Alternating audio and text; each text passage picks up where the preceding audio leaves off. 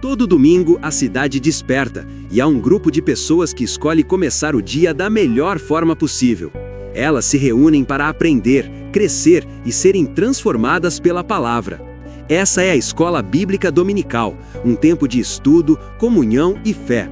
Aqui, cada versículo ganha vida, cada lição molda o caráter e cada encontro renova a alma.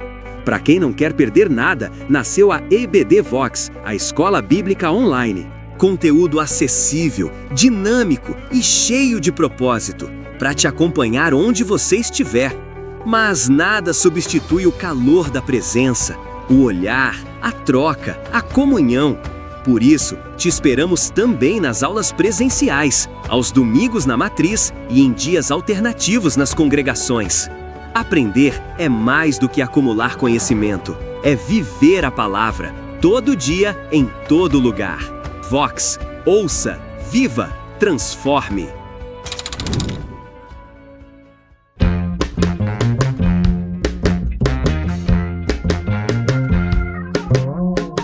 Olá, queridos, bem-vindos à Escola Bíblica Vox. Nós estamos chegando mais uma semana até você com o ensino da Palavra de Deus através das lições da nossa Casa Publicadora das Assembleias de Deus e nesse trimestre tão especial onde nós estamos estudando sobre a doutrina da Trindade Divina. Esse tema que gera muitas dúvidas, mas também temos a tranquilidade de navegar pelas páginas da Bíblia Sagrada com segurança a respeito daquilo que Deus permitiu revelar a nós e que nós podemos entender através da ilustração e da iluminação do Senhor Espírito Santo. E nós estamos hoje na lição de número 11 do nosso trimestre, que tem por tema o Pai e o Espírito Santo. Como os irmãos bem sabem, nós já estivemos ao longo desse trimestre falando sobre a pessoa de Deus Pai, também falamos em algumas lições sobre o Filho e agora estamos nessa sessão de lições falando sobre o Senhor Espírito Santo.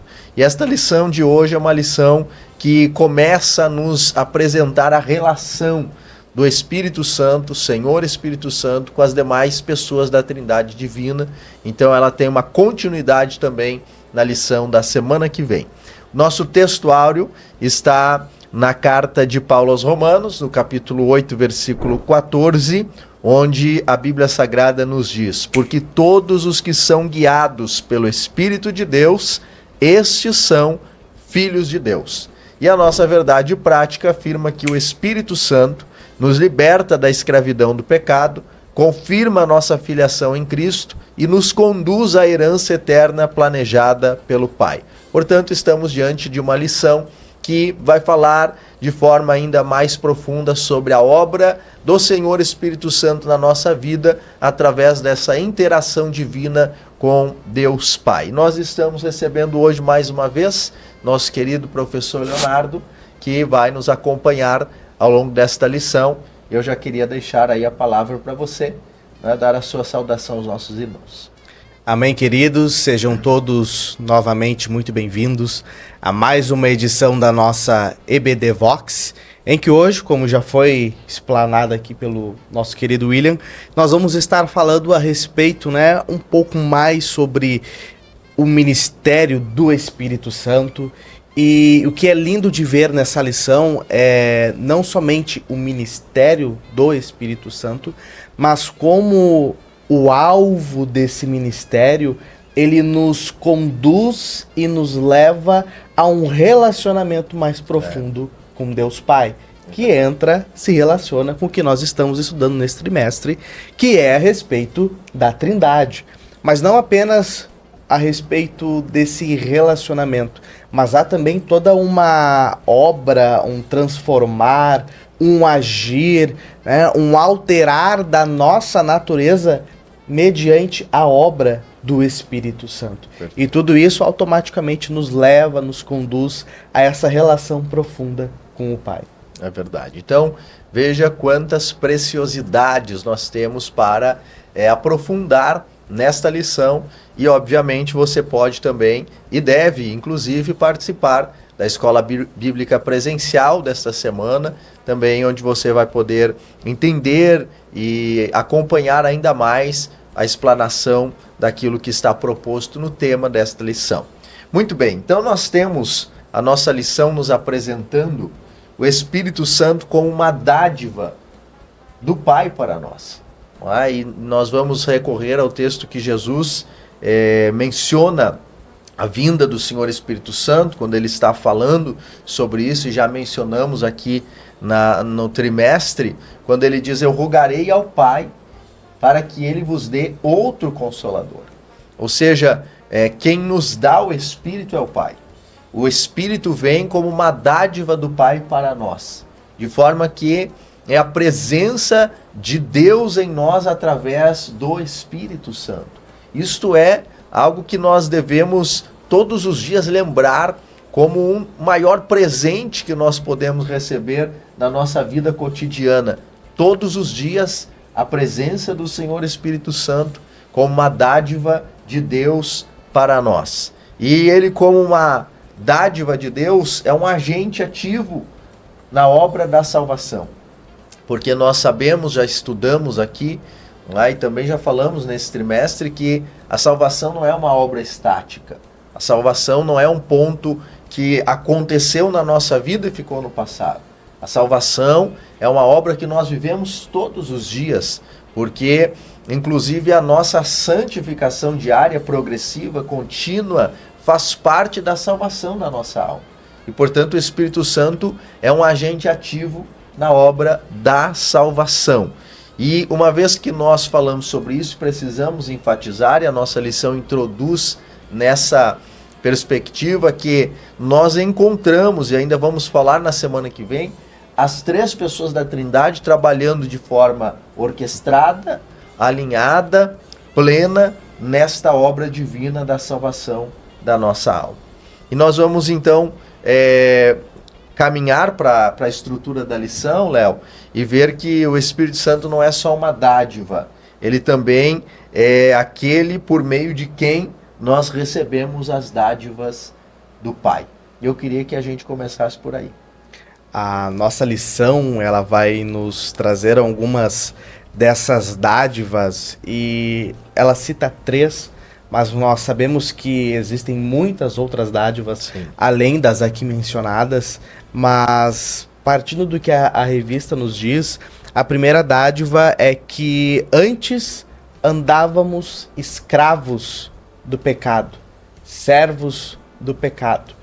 E o Espírito Santo, como esse agente que trabalha de uma forma orquestrada juntamente com Deus Filho e Deus Pai, ele nos liberta dessa escravidão, sim, tornando possível agora nós vivermos uma vida para a glória de Deus, nós vivermos uma vida de fato não mais envolvidos por todas as amarras, por todas as correntes do pecado, mas libertos por este poder, libertos pelo Espírito Santo para viver para a glória de Deus.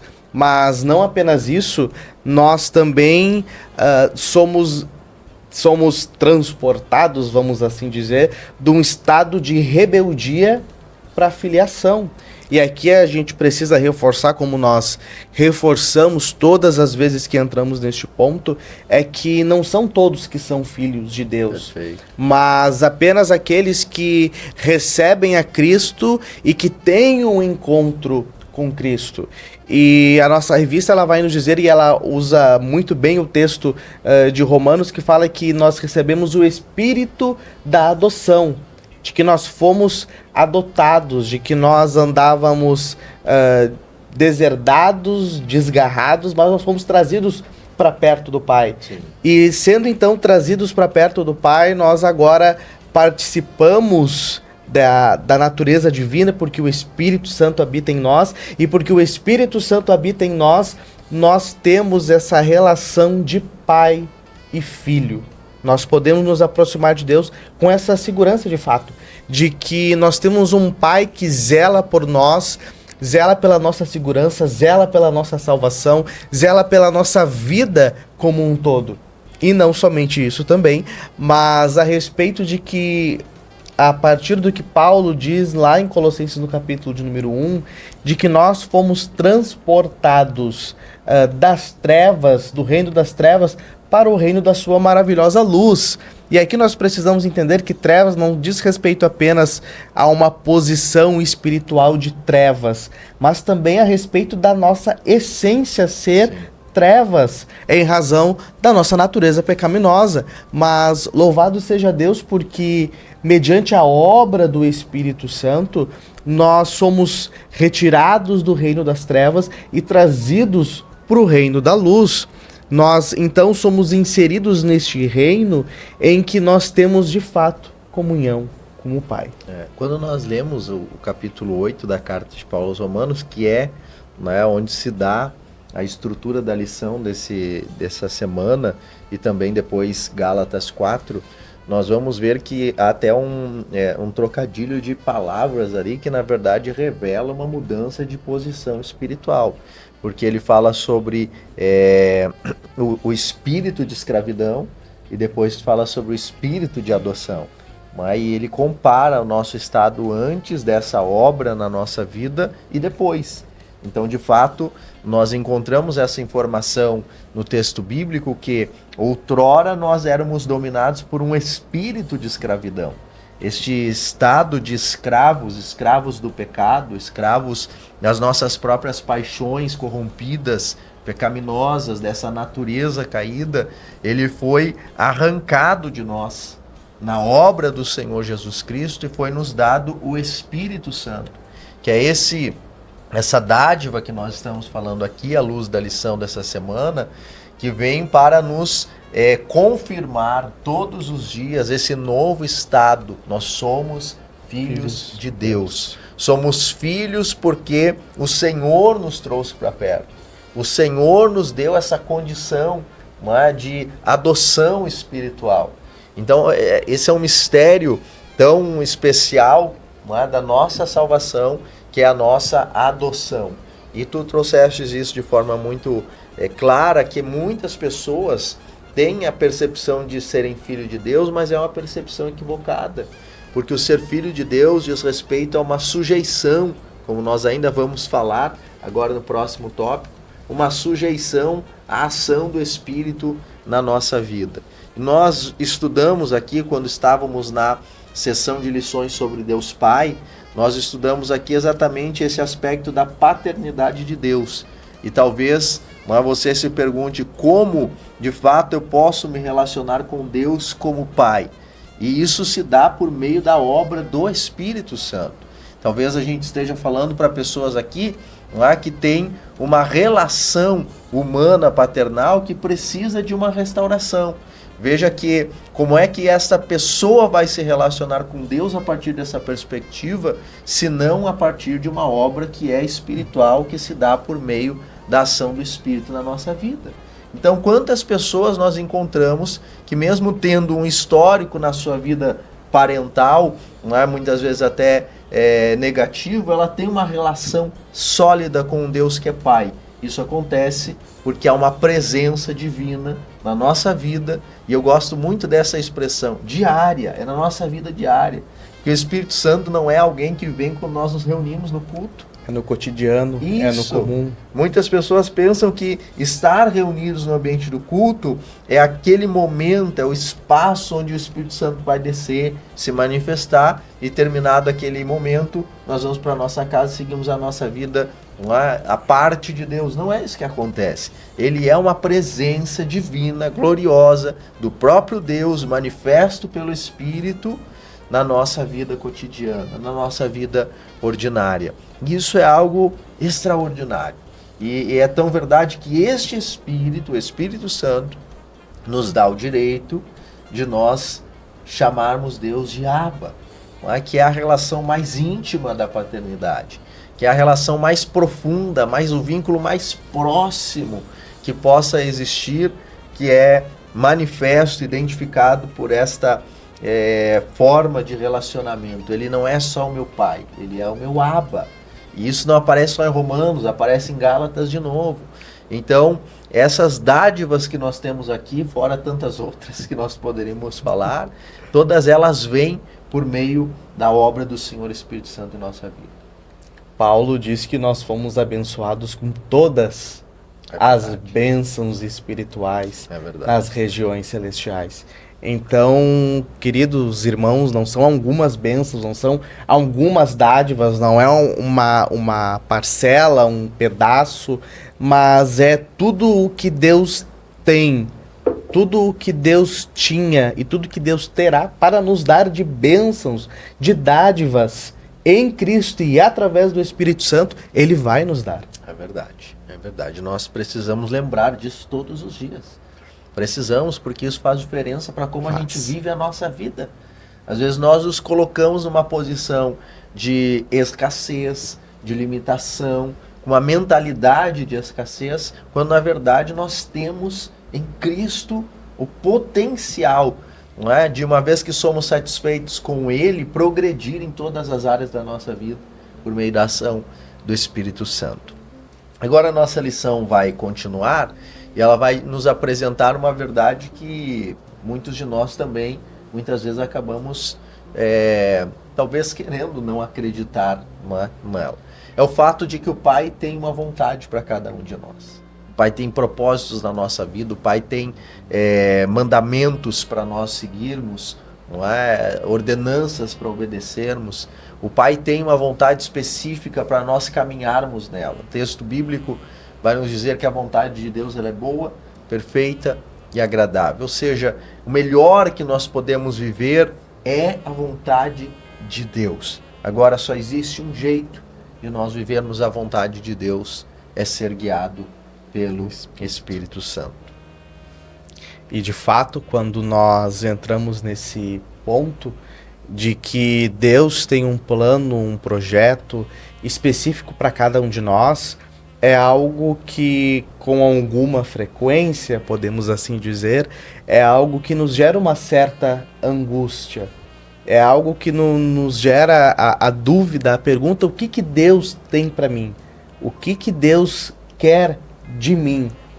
E quando nós nos deparamos com esse dilema, que muitas vezes a resposta ela não vem tão rápida, às vezes a resposta ela demora um pouco mais, mas quando nós somos guiados pelo Espírito, quando nós entendemos que ainda que as coisas não ocorram da maneira como nós esperávamos, a partir das nossas expectativas, ou melhor, a partir das expectativas que nós projetamos como Deus deveria agir. É verdade.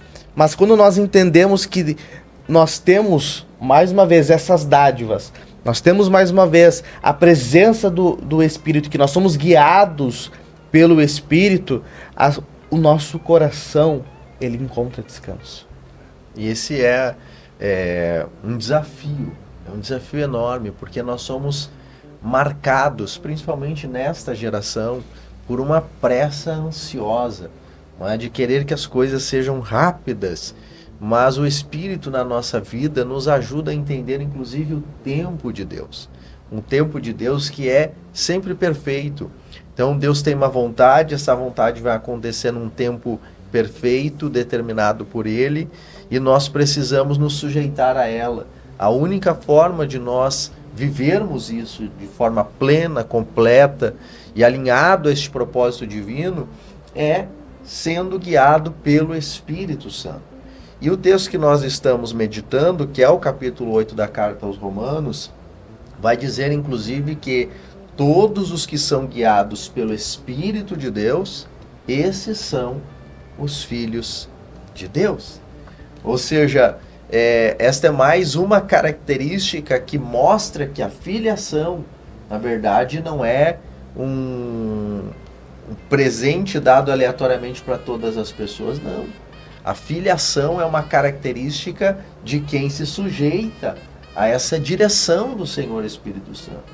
Ser guiado aqui, a nossa lição vai trazer as palavras do original, né, que traduzido, não é, para nós é a palavra guiado, ela significa ser conduzido pela mão.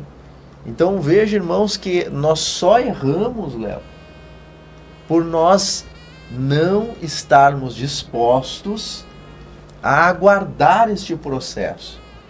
Porque se nós estivermos dispostos, na certeza de que o Espírito habita em nós, Ele é quem nos pega pela mão e nos conduz para o centro da vontade de Deus.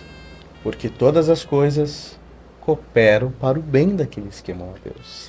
Então, é até uma lástima nós muitas vezes encontrarmos pessoas totalmente alienadas do querer de Deus para a vida delas. Não é? Deus tem uma direção clara, Deus tem um propósito claro. Isso está visível inclusive para quem está à sua volta. E essa pessoa se desvia dessa vontade. Ela vai para outro lado, ela ocupa outro lugar, ela segue numa direção oposta. Por que isso acontece? Porque ela não se permitiu que o Espírito pegasse a sua mão e lhe levasse para esse lugar. Isso acontece muitas vezes pela nossa própria autossuficiência, pelo nosso egoísmo, de achar que nós temos a capacidade de ir sozinhos para o lugar que Deus quer que nós estejamos. Às vezes Deus faz uma promessa, às vezes Deus libera uma palavra diretiva para alguém, e essa pessoa entende que precisa ajudar Deus no sentido de dar os seus jeitos para antecipar caminhos, para chegar mais rápido, para se cumprir no tempo que ela acredita que tem que acontecer, quando o Espírito Santo tem um passo. O Espírito Santo tem um passo. E nós precisamos seguir o passo do Espírito. É tão interessante isso, não é? Porque imagine, irmãos, quando nós seguimos exatamente os passos do Espírito. Quando isso acontece, nós chegamos diante de uma barreira. Se nós estivermos caminhando sozinhos, nós não podemos transpor barreiras. Mas se nós estamos seguindo os passos do Espírito, se Ele passa uma barreira, nós passamos essa barreira. Porque é Ele quem está nos conduzindo. E nós vamos ver que o texto ainda vai dizer, não é, que é pelo Espírito que nós mortificamos as obras da carne. Ou seja, nós estamos aqui falando sobre vontade de Deus, talvez você esteja fazendo associações com várias áreas e aspectos da sua vida, mas existe uma vontade diretiva de Deus para nós que é viver num padrão espiritual, viver uma vida em santificação, isto é, abdicar dos desejos pecaminosos da nossa natureza caída, que são as obras da carne. E como é que nós podemos viver essa vontade, se não pelo Espírito? Pelo Espírito. Vejamos, Deus, Ele está tão comprometido conosco, que como nós vimos até agora, Ele conduz, Ele sustenta, Ele provê, Ele nos guarda em todas as instâncias, né? Em todas as áreas, né, da nossa vida. Mas existe uma área que é a principal, que se trata da nossa vida espiritual. Sim.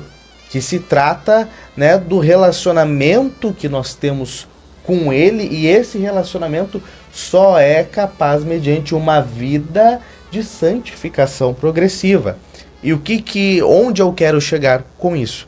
Porque o texto de Romanos 8, ele vai nos dizer que se pelo Espírito mortificardes as obras da carne. Ou seja, embora muitas vezes nós possamos tentar, e às vezes tentar com boas intenções, tentar com métodos, com maneiras e jeitos de vencer o pecado, a verdade é que sem o auxílio do Espírito Santo, nós não iremos conseguir. Sem o auxílio, a capacitação do Espírito Santo, para que nós venhamos a refrear os nossos desejos, para que nós venhamos refrear muitas vezes a nossa língua, para que nós venhamos muitas vezes a nos conter e a viver de fato uma vida inclinada para as obras espirituais. Sem a ministração do Espírito Santo, nós não conseguimos. Então, quantas pessoas muitas vezes têm esse discurso? Eu já fiz de tudo e eu não consigo vencer o pecado. Não é? Então, tem pessoas que mudam rotina, mudam ambientes, sabe? Fazem tantas mudanças na força do seu braço como uma tentativa válida. E importante, inclusive, né, diga-se de passagem, mas isso não é o suficiente, não é o suficiente. É necessário uma sujeição, uma entrega real, plena, sincera ao Espírito de Deus, que é quem nos permite, nos possibilita mortificar, reduzir a nada, tornar sem efeito, sem poder as obras da carne na nossa vida. Esse é o único jeito de vencer o pecado. E eu acredito que seja importante também fazer menção aqui, porque todos nós, ainda que estejamos servindo, trabalhando, ensinando, todos nós ainda temos uma natureza pecaminosa. Sim. E em razão disso, em algum momento, você, eu, nós, podemos ainda assim cair. E às vezes podemos ter dificuldade com algum tipo de pecado, com algum tipo de situação, algum gatilho que desperte, né, a natureza da carne. E o importante, porque também em Romanos, quando nós olhamos para a obra do Espírito Santo, nós vemos que um dos papéis do Espírito Santo é o papel do Espírito Santo de incutir em nós esse desejo de lutar contra o pecado. Sim. É de projetarem no nosso interior, no nosso ser, essa vontade de resistir, que embora em algum momento possamos cair, o crente ele vai se levantar. O crente ele vai perseverar por causa dessa obra do Espírito Santo. O próprio sentimento de tristeza quando pecamos, porque nós pecamos, é fato. Não é? Nós só seremos livres da presença do pecado quando nós estivermos no céu, no nosso corpo glorificado. Até lá nós ainda vamos conviver com falhas e imperfeições, inclusive porque a própria Bíblia diz que a justiça do justo é como a luz da aurora, é um processo que vai brilhando mais e mais. Pois bem, quando nós falhamos porque somos falhos, pecamos, não é? Aqueles pecados que nós muitas vezes inconscientemente cometemos, e quando o cometemos e nos damos conta disso, aquela tristeza que é gerada no nosso coração, ela é obra do Espírito, que é inclusive a tristeza segundo Deus que produz arrependimento, diz a Bíblia. Então, talvez nós precisamos falar com alguém aqui para mudar o discurso. O discurso é: eu não consigo vencer. Esse discurso, ele não cabe, porque nenhum de nós consegue vencer. Nós não temos força em nós para vencer. Então não vale usar esse argumento para dizer que este é o motivo de você não vencer, o fato de não conseguir. Na verdade, o discurso deveria ser: eu não quero vencer. Porque quem quer vencer, ele entende que o processo está na obra do Espírito na sua vida. E a sujeição, como falamos, a esta obra, uma entrega, não é na força do meu braço. Obviamente eu não vou me tornar vulnerável a todas as tentações, porque o Espírito vai me fazer vencer, não é isso. Eu preciso ter estratégia, sim, de fugir. Inclusive a Bíblia diz fugir, não é, da aparência do mal, fugir da prostituição. Tem várias coisas que nós precisamos fugir, mas nós precisamos entender que o poder de vencer não é nosso. Ele vem a nós por meio da obra do Senhor Espírito Santo. E isso é a vontade de Deus para nós. Deus Pai quer que nós vençamos o pecado. Quem executa isso é o Espírito. É o Espírito. 1 João diz, né, que maior é aquilo que está em nós do que aquilo que está no mundo. Maior é aquilo que está em nós do que a nossa natureza carnal também. Certeza. Porque a obra, a administração do Espírito Santo é o que nos capacita. E nisso nós encontramos essa interação divina do Pai e do Espírito. E a nossa lição vai caminhar para o último tópico, nos falando sobre como que então, através desta relação, inclusive com a participação do Filho, né, ou seja, já uma obra da Trindade, nós vamos ser conduzidos à herança que nos está preparada. Porque veja, nós estamos falando aqui que nós éramos escravos, fomos adotados na família de Deus. Depois nós vamos encontrar Paulo escrevendo, né, aos Efésios, dizendo que somos concidadãos dos santos, não é? Ou seja, membros da família de Deus. E uma vez que somos filhos agora, temos acesso à herança. porque filho tem acesso à herança. Alguém vai dizer, mas adotivo não tem? Tem, porque Deus nos passou por nome dele, na verdade. Deus nos passou por nome dele, somos filhos por adoção, mas a nossa natureza divina, há uma obra divina na nossa vida, isso nos dá acesso à herança. Claro que nós já falamos aqui sobre muitas dádivas espirituais que vêm, que são parte dessa herança espiritual que nos está preparada. Mas o texto da Bíblia Sagrada vai dizer que nós somos herdeiros de Deus. Herdeiros, não é? E isso é participante de todas as dádivas que o Pai tem para oferecer. Isso está lá na carta aos Gálatas, no capítulo 4, não é? Quando nós, inclusive, podemos encontrar aqui na nossa leitura bíblica em classe. Agora, herdeiros de Deus e co-herdeiros com Cristo.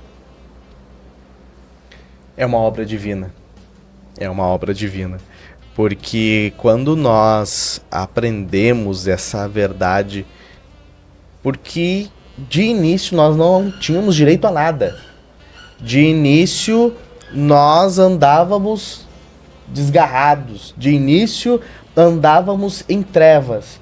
E de repente nós recebemos uma herança imerecida pela graça, por bondade, por misericórdia, e nos tornamos também co-herdeiros juntamente com Cristo.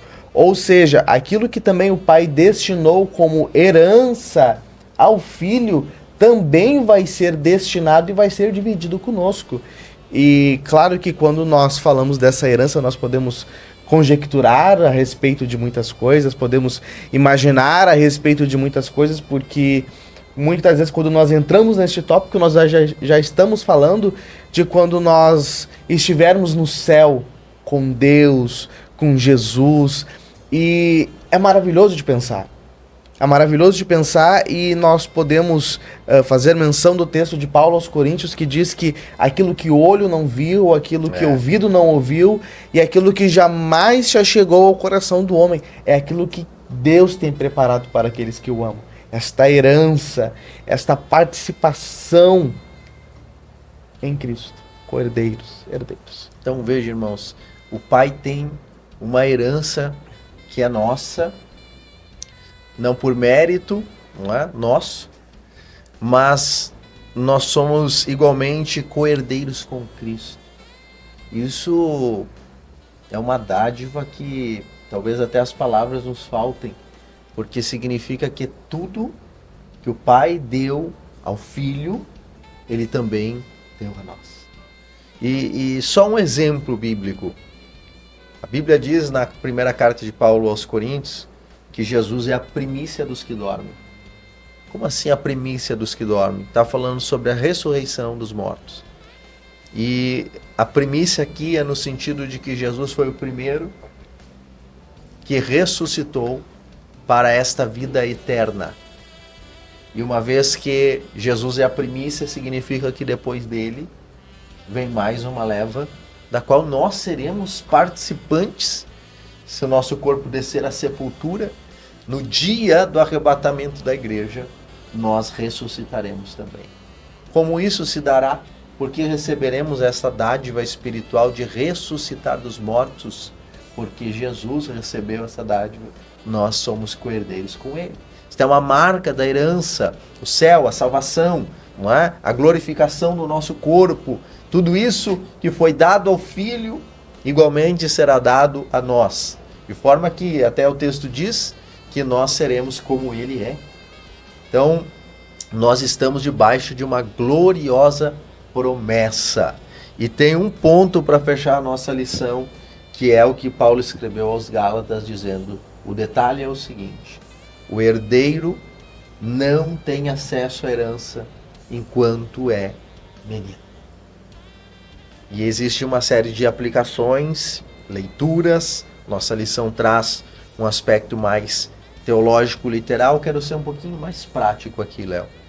Enquanto nós não entrarmos num estado de maturidade, nós não temos acesso às dádivas que o Pai preparou para nós.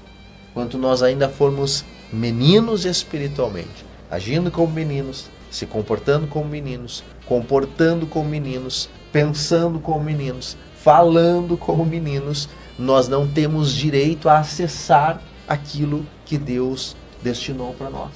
E é terrível pensar que tem pessoas que vão viver toda a sua vida com uma série de dádivas espirituais liberadas, mas inacessíveis, porque não amadureceram.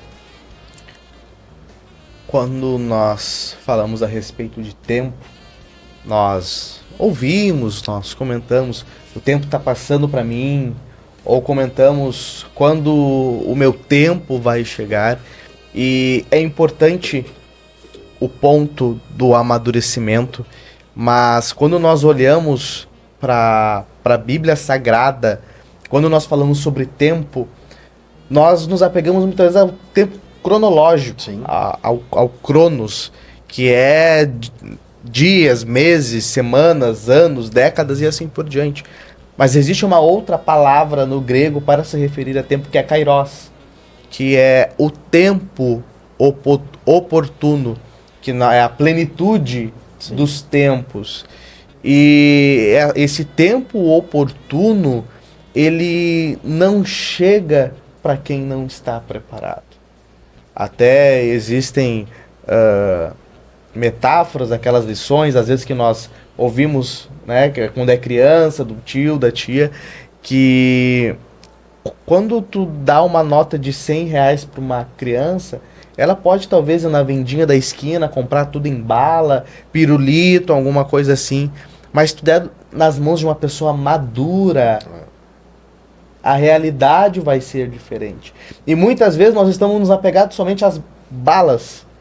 Estamos nos apegados somente a frações, apenas a vislumbres, quando na realidade o que Deus tem para nós, a partir do amadurecimento, do crescimento, são as insondáveis riquezas de Cristo. É verdade, é verdade. Então, está aí o convite, não é? Precisamos amadurecer para viver tudo que o Pai tem preparado para nós e nos concede através do Espírito. Nossa lição conclui dizendo que o Espírito Santo é a dádiva do Pai Celestial e de seu Filho Jesus Cristo. O Espírito nos torna filhos por adoção, herdeiros com Cristo, habita em nós, orienta e santifica o crente. A igreja deve viver sob essa consciência. Pertencemos ao Pai, guiados pelo Espírito, glorificando o Filho. É uma lição preciosa, reforçamos o convite para você participar da lição presencial desta semana, aqui na Matriz, domingo pela manhã, nas congregações nos dias alternativos. Certamente você será ainda muito mais abençoado. Na próxima semana, estudaremos sobre a relação do Filho e do Espírito, continuando então aquilo que começamos a falar aqui. E nós desejamos que você continue conosco, te esperamos lá.